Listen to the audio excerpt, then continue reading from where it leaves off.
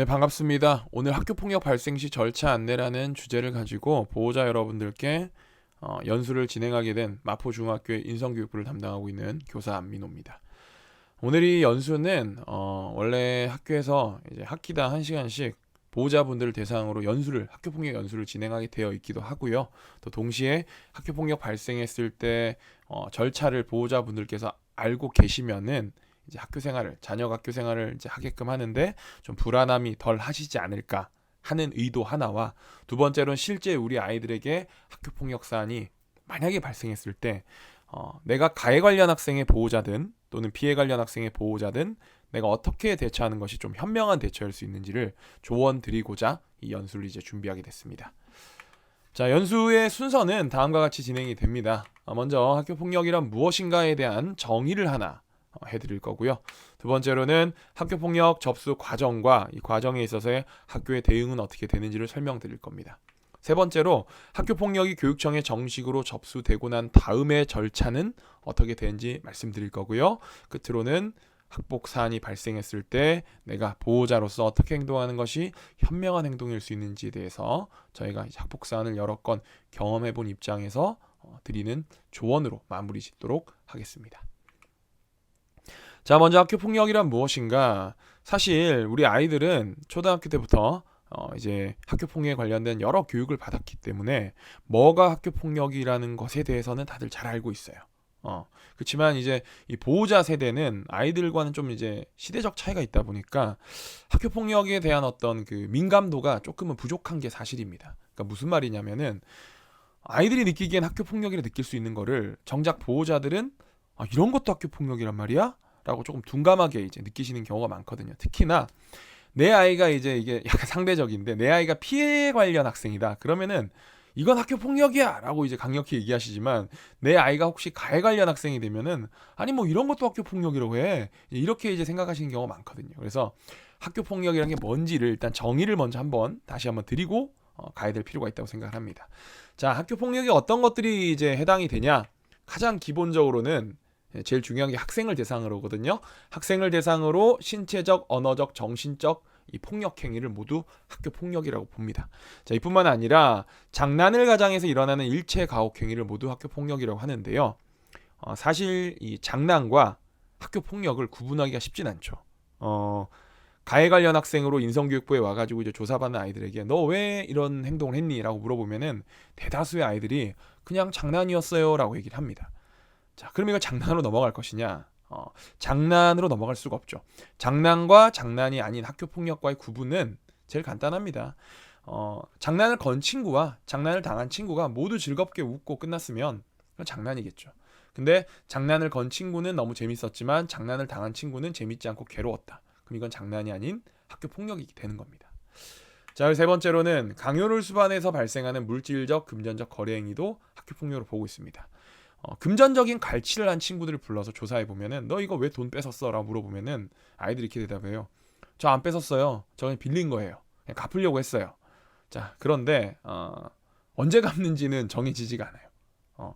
그러니까 이 금전적인 행위 자체를 이제 할 때 빌렸다고 하는데 그 과정에 있어서 조금의 강요나 협박 뭐 이런 게 있었어도 이걸 전부 다 학교 폭력으로 보거든요. 저희 마포중학교에서는 가급적 학생 간의 금전적인, 물질적인 거래를 하지 않도록 하고 있습니다. 어떤 영리 목적으로 금전적, 물질적 행위를 하게 되면은 저희가 생활평점제에 따라서 벌점을 부과하고 있습니다. 그러니까 이런 강요를 수반한 금전적 거래 행위도 모두 다 학교 폭력으로 볼 수 있다는 거죠. 자, 그리고 최근에 많이 일어나는 거죠. 사이버 온라인상에서 뭐 게임이라든지 아니면은 뭐 페이스북 메신저, 뭐 인스타 DM 이런 데서 이제 나타나는 일체 욕설, 협박 행위 등도 전부 다 이제 학교 폭력으로 볼 수 있는 거죠. 저희는 이제 남자 학교다 보니까 이런 사안은 좀 비교적 적은 편이지만은 최근에 이게 많이 발생하고 있습니다. 근데 이런 것들은 학교 폭력 사안으로 저희가 접수해서 조치를 할 때 의외로 좀 수월한 편입니다. 왜냐면은 요거는 전부 다 사이버 온라인상에서 벌어진 거는 다 증거가 남아 있거든요. 이게 실제 뭐 그냥 괴롭혔다 이런 거는 증거를 확보하기가 쉽지가 않은데, 이런 사이버 온라인상에서 벌어지는 행위들은 증거가 명확하게 남아있기 때문에 가해 관련 학생한테 너 이렇게 했네 라고 얘기하면은 애들이 부인을 못 하거든요. 자, 그리고 이제 다섯 번째로는 성적 수치심을 일으키는 일체 장난, 폭력, 협박 이런 것도 전부 다 학교 폭력으로 볼 수 있습니다. 이제 남자애들이다 보니까 서로 짓궂게 성적인 장난을 치는 경우들이 많아요. 뭐 갑자기 체육 시간에 옷 갈아입고 있는 바지를 막 내려버린다든지 아니면은 막 누구 보고 너 애들이 아직 성적 감수성이 좀 부족하다 보니까 누구 게이래요 막 이렇게 한다든지 누구 맨날 뭐 야동 보고 뭐 자위한대요 이렇게 한다든지 이런 과정에서 이제 이게 하는 친구는 농담이었다고 하지만 당하는 친구가 성적 수치심을 느꼈다면 이것 역시 명확한 학교 폭력으로 볼 수 있다는 겁니다. 자, 그런데 지금 이제 연술 들으시면서 아니 뭐가 학교 폭력이고 아닌지 되게 애매하다 이런 이제 생각이 드신다면은 그 판단 기준은 간단해요. 피해 관련 학생이 내가 이걸 학교 폭력으로 느꼈으면 그 학교 폭력이 되는 겁니다. 그러니까 피해 관련 학생의 의사가 가장 중요한 판단 기준이 되는 거예요.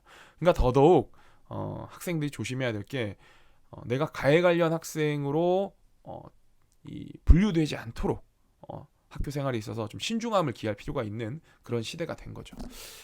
자, 이제 넘어가서 실제로 이러한 학교 폭력 요게 이제 발생해서 어떻게 인성교육부로 접수가 되게 되고 그때 학교의 대응이 어떻게 이루어지는지를 한번 말씀드리겠습니다. 자, 학교 폭력이 인지되는 경로 되게 다양하거든요. 자, 그 중에서 이제 어떤 경로도 있냐?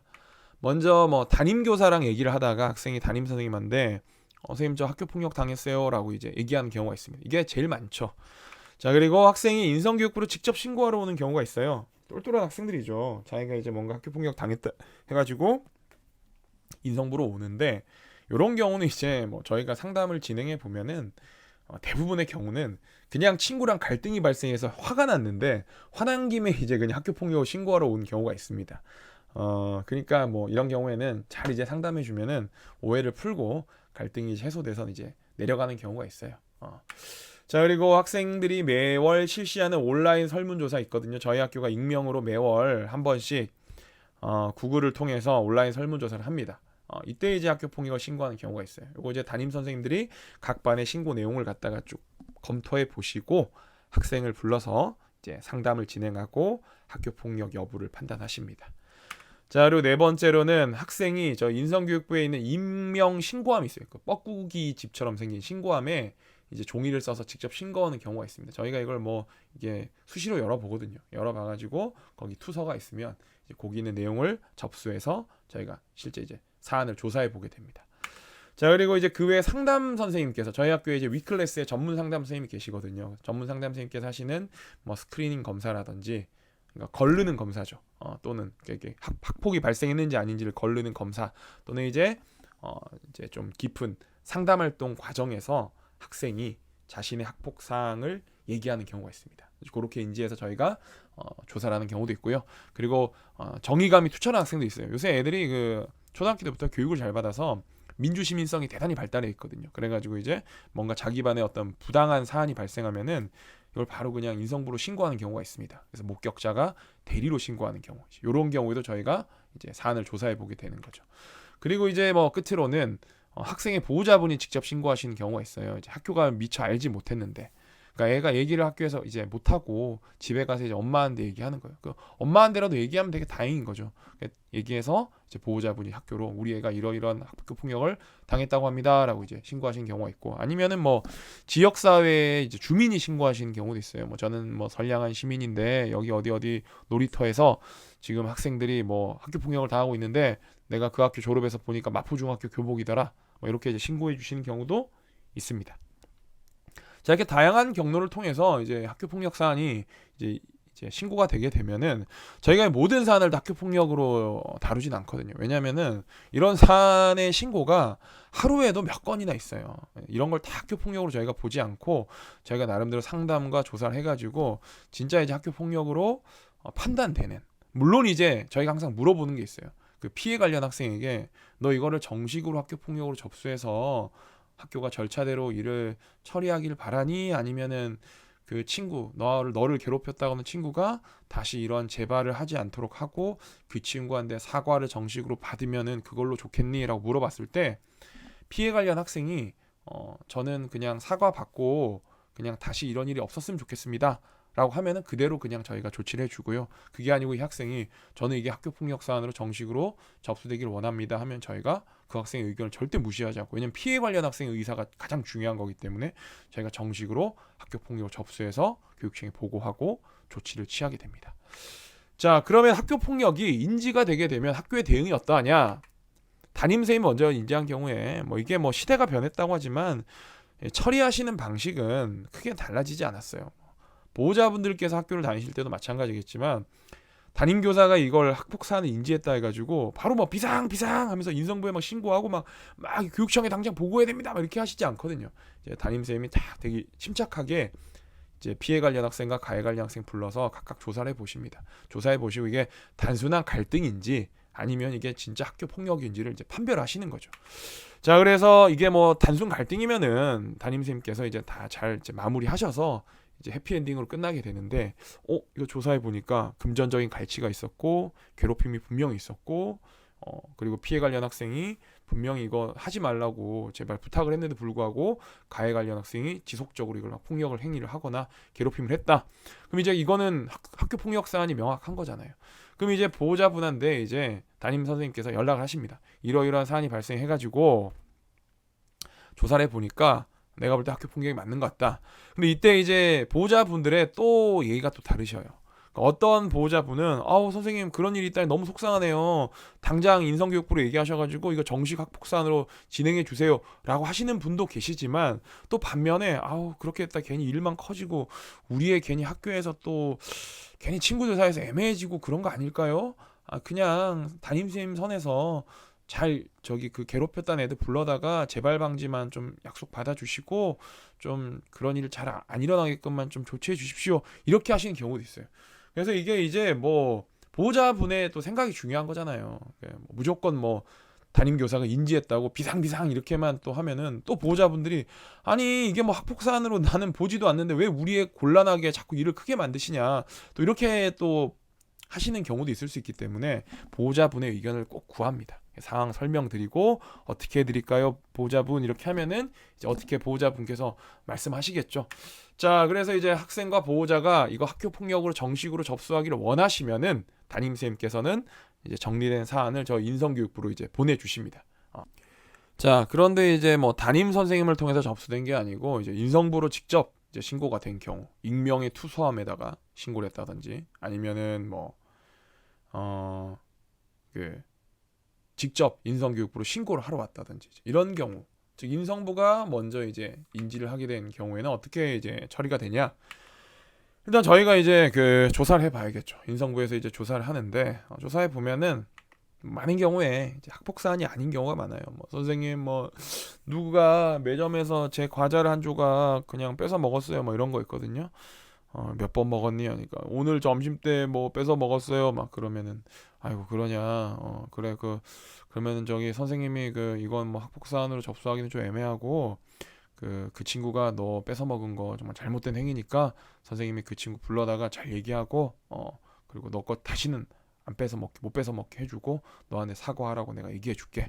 그리고 요거 하나 먹어 하고 이제 인성부에 있는 과자 하나 줍니다. 그럼 내가 알겠어요 감사합니다 하고 이제 가거든요. 그럼 이제 또 뺏어 먹은 친구 불러다가 다 인성부에 부르면 애들이 다 긴장하고 와요. 그래서 이제 너 오늘 점심 때 매점에서 이런 뭐 때문에 네 잘못된 행위야. 친구 허락 없이 먹으면 안 되지. 앞으로 절대 그렇게 안 할 거지. 네, 너 이거 만약 이런 일 반복되면 이거 학교 폭력으로 접수될 수 있어. 그러면 이제 뭐 10명 중에 9, 8 많은 애들이 선생님 다시는 안 그렇게 이렇게 이제 잘 반성하고 내려갑니다. 이렇게 이제 되면 이게 가장 전통적인 어떤 학교의 그 인성부의 모습이겠죠, 그렇죠? 근데 딱 이거 조사해 봤는데 와 이거 장난 아닌 거예요. 뭐 이거 진짜 때렸고 막 장기간에 걸친 폭행이 있었고 금전적인 갈취도 엄청 심하고 뭐 성적인 부분도 있고 막 이게 막 이거는 학교 폭력 사안이 명확하다. 그러면 저희 그 학교폭력 대책 및 예방에 관한 법률에 이제 학폭 사안을 정식으로 이제 인지를 하게 되면은 48시간 이내에 무조건 교육청에 저희가 접수 보고를 해야 됩니다. 이렇게 법으로 이렇게 규정이 돼 있어요. 그러니까 저희가 바로 즉시 교육청에 저희가 접수 처리합니다. 물론 여기서 이제 많이들 오해하시는 게 교육청에 접수 처리했다고 하면은 이제 뭐 우리의 그냥 교육청에 그 학폭 연리로 가는 거냐 이렇게 오해하시는 분들이 있는데 그건 아니고요. 학교가 정식으로 학교폭력 사안을 인지하게 되면은 그냥 교육청에 무조건 저희가 신고를, 그러니까 접수 보고를 하게 돼 있어요. 그래서 거기에 따라서 접수 보고를 한 겁니다. 몇 년 몇 월 며칠 무슨 일이 있었고 어떻게 알게 되었고 요러한 내용이다라고 육하 원칙에 따라서 사안을 작성한다면 저희가 공문으로 교육청에 보고를 하게 됩니다. 자, 그리고 나서 이제 저희가 교육청에 보고를 했으니까 이제 이 사안의 피해 관련 학생과 가해 관련 학생의 보호자한테 저희가 연락을 드려서 요러한 사안이 있었고 여기에 따라서 교육청으로 저희가 정식으로 보고 접수했습니다라고 이제 안내를 드립니다. 자, 그렇게 이제 학교 폭력이 교육청에 접수가 됐다. 그 이후의 절차는 이제 어떻게 되느냐? 자, 지금 여기 보이는 이 그림이 이제 학교 폭력이 접수된 다음에 학교 폭력 접수됐죠. 그리고 이제 실제로 이제 어떤 식으로 일이 진행되는지를 쭉 보여주는 그림입니다. 일단은 저희가 학교에 이제 학교폭력 사안 조사라는 게 이제 여러 가지 서류를 꾸미는 거예요. 뭐 요러한 일이 일어났고 또 학생 관련 확인서도 받아야 되고 또 보호자 확인서도 받아야 됩니다. 보호자께서 평소에 자녀를 어떻게 뭐 교육시키고 있는지, 자녀의 어떤 생활에서 뭐 어떤 문제가 있다 생각하는 이런 걸 쭉 쓰게 돼 있습니다. 이거는 저희 학교만의 어떤 양식이 아니고 그냥 대한민국의 모든 학교가 다 똑같은 양식에 따라 똑같은 절차로 진행이 되는 거거든요. 그래서 서류가 다 준비가 되고 나면은 저희 학교에 이제 전담기구라는 이 기구가 있습니다. 학교폭력 전담기구라고 저희 학교 교감 선생님 또 인성교육부장인 저희 학교에 또 여러 그 전담기구 위원 선생님들 계시거든요. 그렇게다가 이제 학부모님도 계십니다. 그렇게 이제 모여가지고 회의를 합니다. 이때 회의를 했을 때 4대 요건이란 걸 따져봐요. 4대 요건이 이제 그 다른 말로는 객관적 요건이라고 하는데 이 객관적 요건이 4가지거든요. 이 4가지가 각각 뭐냐면은 첫 번째, 피해 관련 학생이 2주 이상의 진단서를 제출했는가. 두 번째, 장기간에 걸친 반복적이고 아주 지속적인 그런 괴롭힘이나 폭력이냐. 그리고 세 번째는 신고 및 목격을 했다는 거에 제보에 대한 협박과 보복성 행위냐. 네 번째로는 이 학교폭력으로 인해 발생했던 재산상의 손해가, 그러니까 쉽게 말해서 갈취했던 금액이 즉각 복구되지 않고 있냐. 요 4가지가 이제 객관적 충족 여부로 해서 저 4가지 중에 한 가지라도 걸리게 되면은 저희가 무조건 교육청에 있는 학교폭력대책심의위원회라는 데다가 저희 사안을 처리해달라고 저희가 올려보내야 됩니다. 요 4개 중에 하나라도 해당이 되면요. 자, 그런데 이 4개 중에 하나도 해당이 안 됐다. 그러면 이제 이게 교육청에 사안이 접수는 돼 있는 상태지만 학교폭력대책심의위원회라는 곳으로 안 가냐? 그게 아닙니다. 자, 이게 이제 4가지 요건 중에 하나도 안 걸렸을 때, 즉 객관적인 요건을 다 충족했을 때, 그때도 피해 학생이나 피해 학생의 보호자분께서 나는 이거 4개는 해당 안 됐다 할지라도 나는 이 사안이 정식으로 교육청에 학교폭력대책심의위원회가 개최돼서 거기에 대해서 뭔가 조치가 나오기를 난 원한다. 그렇게 하시면은 저희가 그것 역시 교육청인 학교폭력대책심의위원회에 제가 올려보내야만 합니다. 그러니까 결국에는 2가지인 거죠. 객관적 요건이 충족되냐 안 되냐, 이게 하나 중요한 거고, 이 4대 요건이. 또 하나는 4대 요건이 다 충족돼서 학교폭력대책심의위원회에 안 올려보내도 된다라고 나왔어도 피해 학생이나 피해 학생의 보호자가 나는 올려보내기를 원한다. 그러면 이제 무조건 올려보내야 되는 겁니다.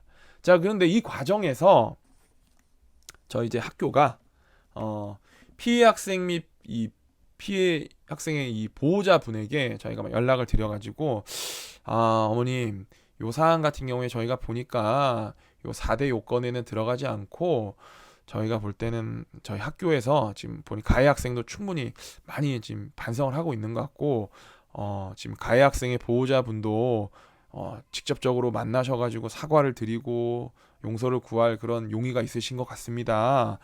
어떻게 요게 저희가 볼 때는 이게 학교폭력대책심의위원회로 올라가도 이게 뭐 큰 조치가 나오는 걸 기대하기는 어려울 수 있는 그런 이제 부분이 있거든요. 그래서 어떻게 한번 가해자 학생과 가해 관련 학생 그 보호자분 만나셔가지고 한번 사과도 받으시고 또 용서도 또 한번 하시려면 하시고 또 재발 방지 약속도 받으시고 그런 한번 기회를 저희가 한번 만들어 드릴까요? 라고 이제 말씀을 저희가 드려요. 저희가 그렇게 말씀을 드리는 이유는 많이들 오해하시는 게 학교가 이 학교 폭력 사안을 은폐하고 덮으려고 뭐 그렇게 한다 이렇게 이제 오해들 하시는데 그런 거 전혀 아닙니다. 왜냐면은 이미 저희가 그런 연락을 드리고 조율을 하는 데는 이미 교육청에다 저희가 학교 폭력을 다 접수를 한 상태예요.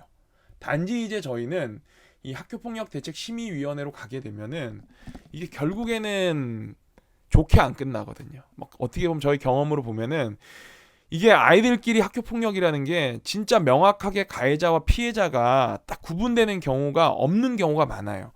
피해자와 가해자가 명확하게 구분이 되면은 저희도 얘 나쁜 놈이니까 이거 그냥 학교폭력 대책심의위원회 열기를 원하시면은 꼭 열어달라고 하십시오. 이렇게 말씀을 드립니다. 근데 이제 애매한 경우에 어떤 일이 발생하냐면은 학교폭력 대책 심의위원회로 이제 올려 보내잖아요. 그럼 가해 관련 학생 측에서도 아니 우리 애도 걔랑 싸울 때 우리 애도 한 대 맞았다. 우리 애도 욕 한 소리 들었다. 언어폭력 당했다. 그러니까 우리 애도 똑같이 피해 관련 학생으로 접수해서 학교폭력 대책심의위원회 열어달라. 이렇게 이제 하시는 경우가 있어요.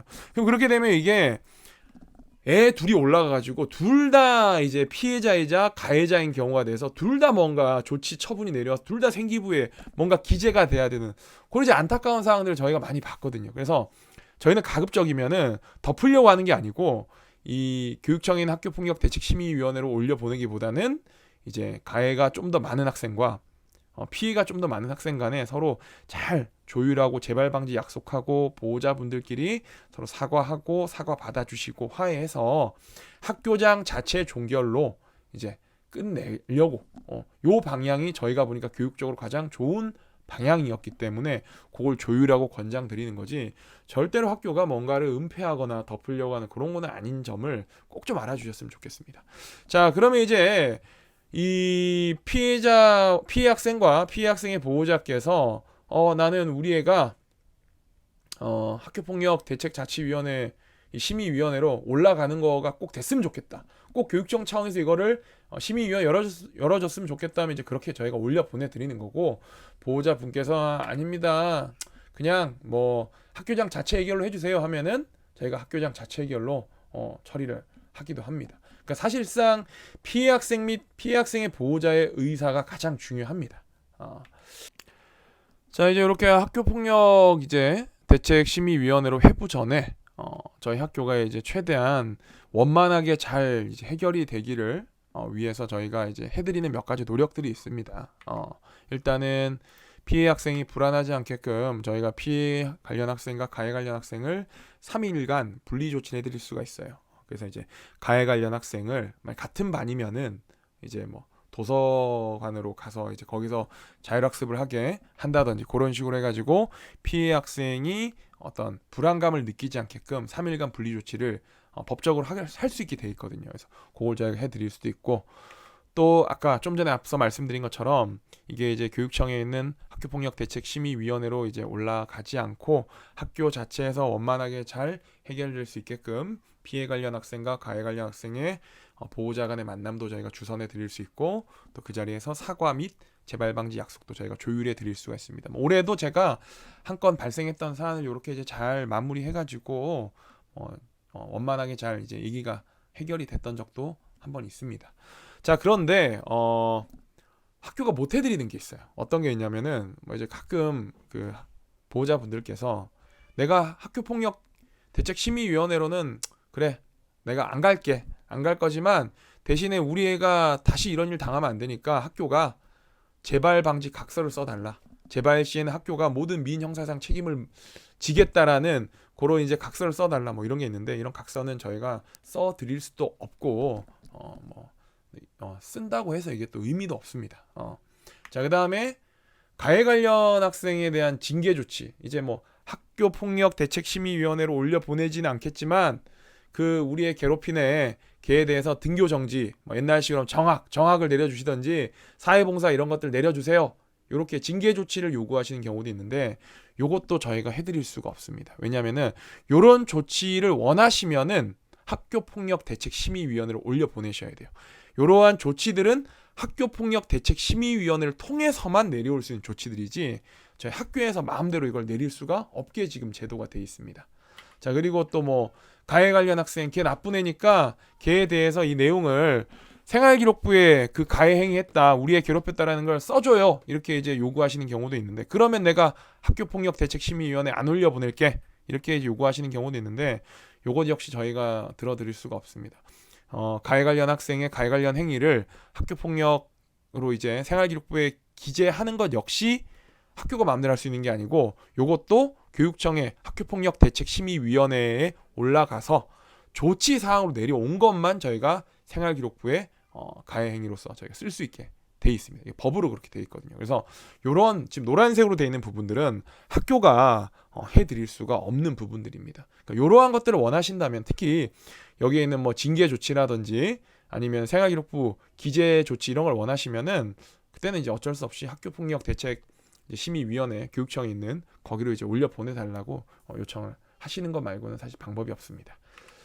자, 만약 학교장 자체 종결을 선택한다면 어떻게 되냐?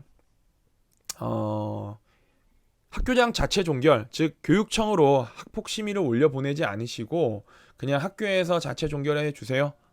라고 하시게 되면은 해당 사안으로는 다시는 학폭 심의를 열어달라고 말씀하실 수가 없습니다. 이게 뭐 법에도 있는 일사부재리의 원칙 때문에 그렇게 할 수가 없고, 그렇기 때문에 저희가 학교장 자체 종결을 이제 원하신다면은 반드시 가해 관련 학생의 보호자나 가해 관련 학생과 만나셔가지고 재발 방지 약속을 받으시고 사과도 꼭 받으시기를 저희가 권장을 드립니다. 이거 그냥 학교폭력 자체 종결로 하기로 해놓고 이제 그렇게 다 끝났는데 생각해 보니까 너무 괘씸해서 용서할 수가 없다.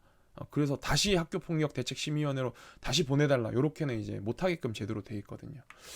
자, 그리고 이제 학교에서는 가해 관련 학생에게 아까 말씀드린 것처럼 징계를 내릴 수는 없어요. 지금 법이 그렇게 되어 있기 때문에. 대신에 저희 제도에 보면은 가해 관련 학생에게 학교장 자체 종결로 했더라도 학교폭력 방지 캠페인 활동을 시킬 수 있다라고는 돼 있습니다. 그래서 뭐 애들 점심시간에 불러다가 뭐 친구를 사랑하자라고 캠페인 활동을 한다든지 뭐 그런 걸 갖다 저희가 이제 뭐 몇 시간 시킬 수는 있지만은, 이걸 뭐 징계로 교내 봉사를 시킨다든지 사회 봉사 시킨다든지 뭐 우리 애한테 절대 접근 못하게 해주세요, 뭐 접근 금지 명령을 내린다든지 이런 것들은 저희가 불가능합니다. 그런 걸 원하신다면은 다시 한번 말씀드리지만 교육청에는 학교폭력 대책심의위원회로 회부해 달라고 요청을 하시는 것 말고는 사실 방법이 없습니다. 자, 그래서 무언가 가해 학생에게 조치를 원한다, 걔가 뭔가 어떤 옛날 표현으로 징계 같은 그런 조치를 받기를 원한다면은 그때는 이제 학교폭력대책심의위원회로 가자 이렇게 하시는 게 사실 가장 명확합니다. 이거를 이제 학교에서는 어떻게 교장 선생님이라 할지라도 학생을 대상으로 뭐 강력한 어떤 너 학폭 저질렀으니까 너 며칠간 학교 나오지 마, 뭐 이런 식으로 어떤 조치를 내릴 수가 없게 지금 법과 제도가 되어 있습니다. 자, 만약에 교육청 학교폭력대책심의위원회로 갔다. 이제 이게 뭐 제가 볼 때 이제 최종적인 부분인 거죠. 이게 만약에 피해와 가해가 명확하다, 정말 이 인성교육부장으로서 봤을 때도 정말 피해가 가해가 명확하다 싶으면은 당연히 학교폭력대책심의위원회로 가셔야 되는 거고, 그게 아니고 이제 애매한 상황이다, 둘 다 이게 쌍방 가해로 볼 수도 있다, 그럼 이제 여기로 가면 이게 완전 진흙탕 싸움이 되는 거거든요. 안타까운 경우가 되는 건데, 자, 이렇게 해서 이제 학교폭력대책심의위원회로 어쨌든 갔으면 교육청에서 학교폭력대책심의위원회 날짜를 잡아줍니다. 그리고 피해 학생과 가해 학생, 피해 학생의 보호자와 가해 학생의 보호자의 이제 출석을 요청하십니다. 언제 나오셔서 진술하시고 변호하시고 하십시오라고 하거든요. 자, 그래서 이제 심의위원회에서 이 모든 사안을 학교가 올려보낸 서류, 또 피해 관련 학생, 가해 관련 학생과 그 보호자들 오셔가지고 진술하신 내용 이런 걸 다 종합적으로 놓고 최종적으로 판단하셔서 그 조치 내용을 이제 통보하십니다. 학교로도 공문이 내려오고 보호자분들께 주소지로 등기 우편으로도 갑니다. 자, 그러면 이제 학교는 이제 해당 학생과 보호자분들에게 조치 결과를 이제 이행토록 저희가 안내를 해드려요. 뭐 교내 봉사 같은 거는 이제 저희가 이제 학교에서 뭔가 시키게 되는 거고요. 사회봉사나 특별교육 같은 게 나오면 저희가 이제 외부 기관으로 연계를 시켜드리고, 등교 정지면은 언제부터 학교 나오면 안 된다라고 등교 정지 해드리고, 뭐 강제 전학이 나오면은 전학 조치해드리고 이렇게 하거든요. 자, 그리고 중요한 게 조치 결과는 생활기록부에 기재가 됩니다. 근데 이 생활기록부에 기재된 내용은 영원히 가는 건 아니고요. 이따가 이제 말씀드릴 건데 조금 1호, 2호, 3호라고 약한 조치는 바로 쓰진 않고 기재 유보라는 걸 시켜드려요.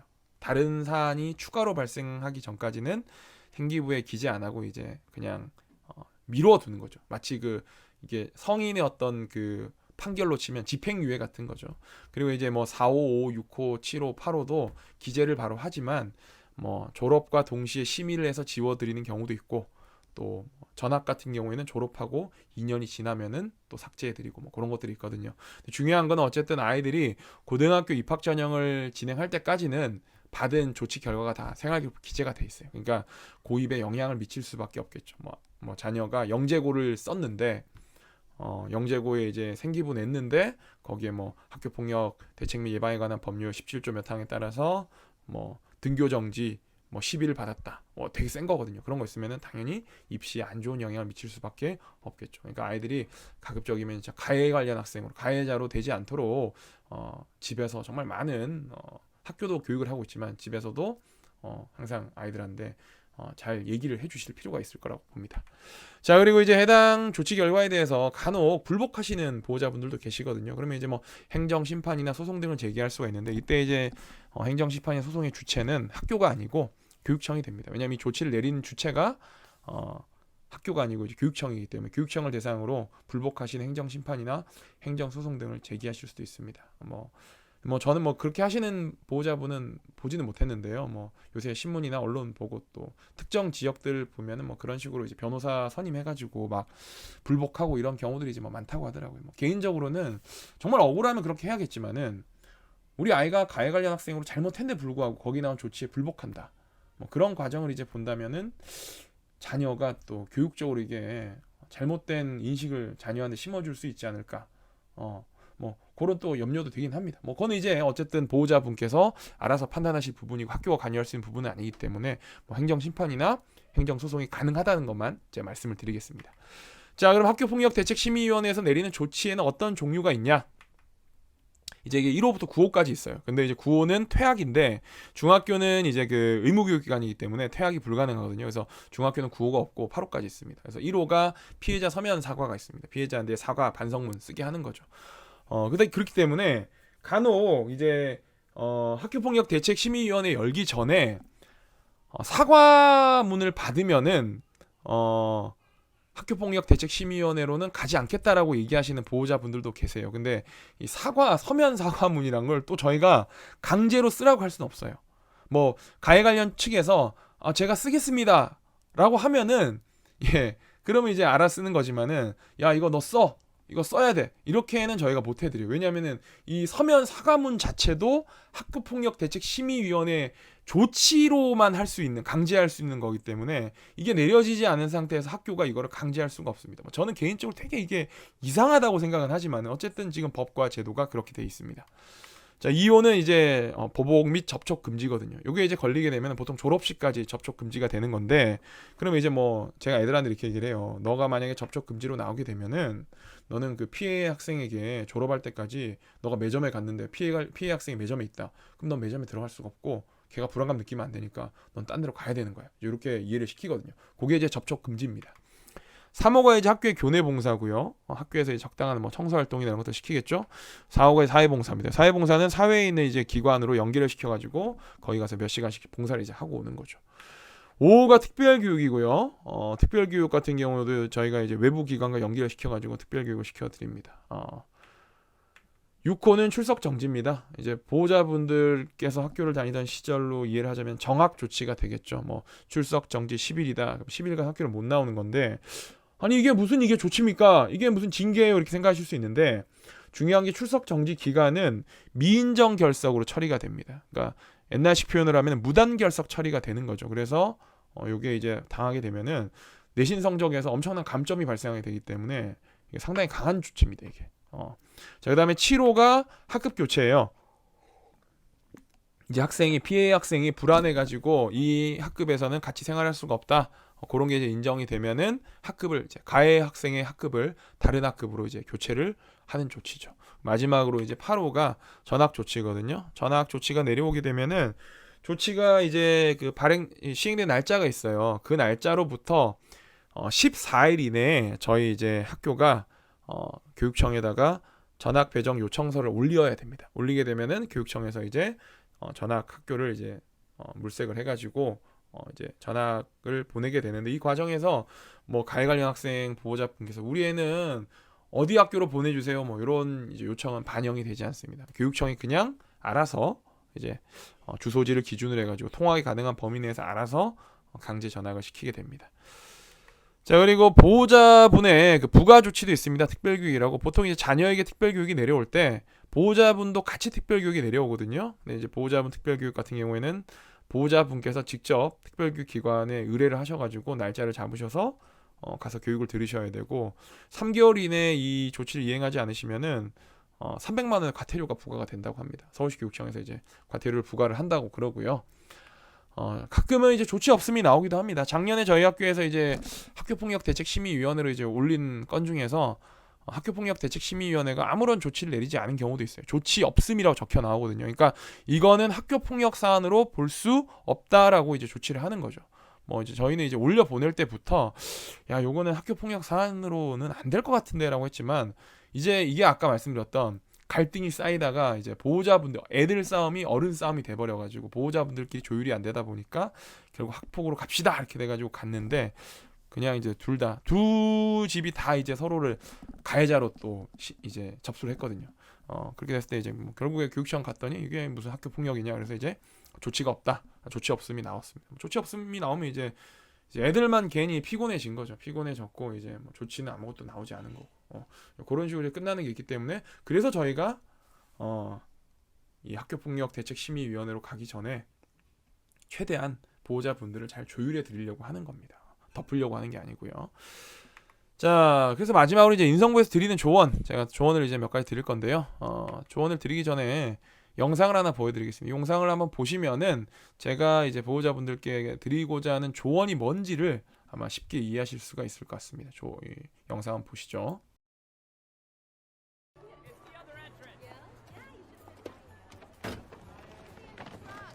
Excuse me. I know you didn't think anyone would catch you, but you just slammed your door into my car. The least you can do is say you're sorry, lady. You don't have to take that tone. It's not like I'm hurting your resale value.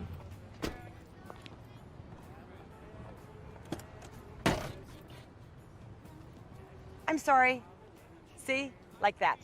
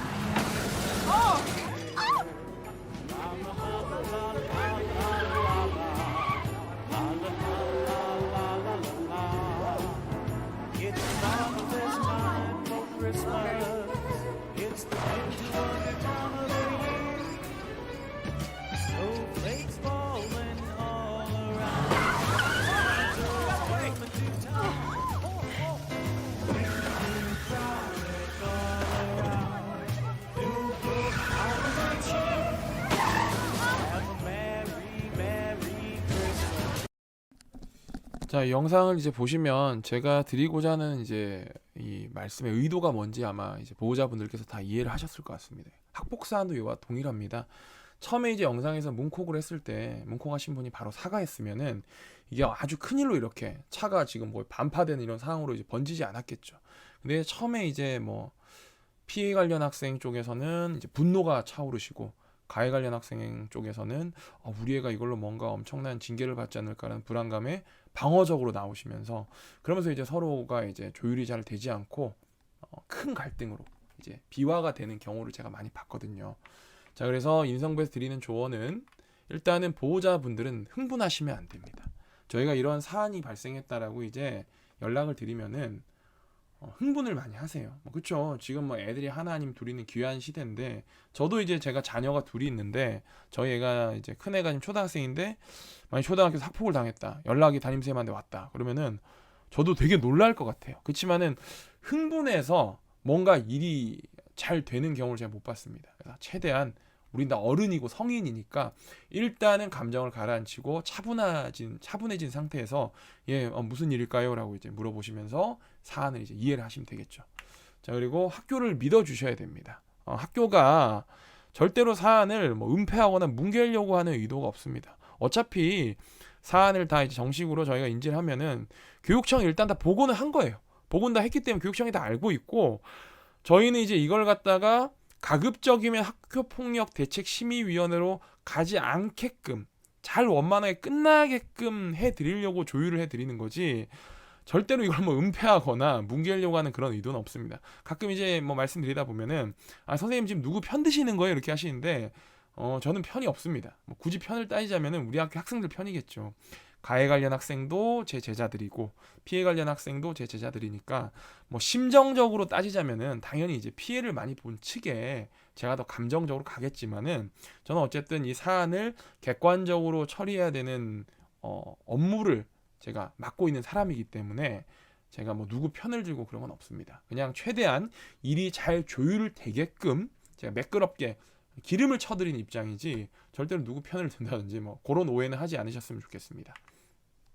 자, 그리고 가해 관련 학생의 보호자는 일단은 잘못 인정하고 사과부터 하셔야 돼요. 우리 애가 무슨 너무 큰 조치를 당하지 않을까 불안하셔가지고 그게 무슨 학교 폭력입니까? 이런 식으로 나오시게 되면은 아까 그 영상에서 이제 문콕처럼 문 열었을 때 콕 했던 분이 죄송합니다 했으면 끝났을 일인데, 그걸 갖다 이제 이게 뭐 문콕이야, 뭐 너 중고차 파는데 별 지장 없겠구만, 뭐 이런 식으로 얘기하고 넘어가려 했거든요. 뭐 그렇게 되면 이제 사안이 커지는 거죠. 피해 관련 학생 쪽에서는 이제 분노가 막 차오르게 되는 거고. 자, 그리고 피해 관련 학생과 그 보호자는 일단은 여유를 갖고 사안을 좀 바라볼 필요가 있습니다. 이게 뭐 여유를 갖고 넓은 관용의 마음으로 이 사안을 용서해 주십시오 뭐 그런 얘기가 아니고요. 혹시 우리 아이는 저 아이에게 어떤 다른 가해를 한 건 없는지, 우리 아이가 일방적인 피해자인지, 또 저쪽에서 재발 방지 약속을 하고 충분한 사과를 표현하고 있는지, 뭐 그런 부분들을 갖다가 한 호흡을 쉬시면서 조금 여유를 갖고 한번 바라보시는 게 좋겠다, 뭐 그런 말씀입니다. 결국에 이제 제가 일상에서 이 실무에서는 서로 흥분해서 보호자 간에 이제 다툼이 되고, 결국 이게 학교폭력대책심의위원회로 올라간 다음에 서로가 쌍방 가해자로서 조치를 받는 경우들을 제가 여러 건 봤거든요. 그러니까 그런 경우가 대단히 안타까운 경우이기 때문에 그런 경우가 없도록 하는 것이 좋겠다라는 이제 이 취지에서 이런 조언들을 제가 드렸고요. 결국에 이제 학교는 이게 교육기관이지 처벌을 하는 어떤 사법기관이 아니거든요. 법원도 아니고 경찰서도 아니고 검찰청도 아니기 때문에 결국 우리 아이들이 모두가 즐겁게 본인의 꿈을 찾게끔 도와주는 곳이 학교다 보니까 누군가를 처벌해야겠다, 누군가를 갖다가 어떤 본보기를 보여야겠다, 뭐 그런 마음보다는 가해자는 가해자대로 본인의 잘못을 충분히 인지하고 다시는 재발하지 않고 바르게 다시 마음을 고쳐먹고 학교 생활을 할 수 있게끔 하는 게 중요한 거고, 또 피해 학생은 피해 학생대로 절대 더 이상 불안하지 않게끔 학교에서 가해 학생이 다시 재발하지 않게끔 그런 이제 명확한 어떤 약속과 조치 하에 본인의 꿈을 찾아서 학교 생활을 즐겁게 하는 것이 그게 중요한 장소가 학교이기 때문에 오늘 이런 연수를 제가 준비하게 된 거고요. 여기 이제 그림에 보이는 이 아이처럼 우리 아이들이 늘 즐겁게 웃으면서 학교 생활을 할 수 있도록 저희 인성교육부도 최선을 다해서 학교폭력 관련된 사안을 잘 지도하고 처리할 수 있도록 그렇게 하겠습니다. 자, 오늘 연수 들어주셔서 대단히 감사합니다. 네, 이상입니다.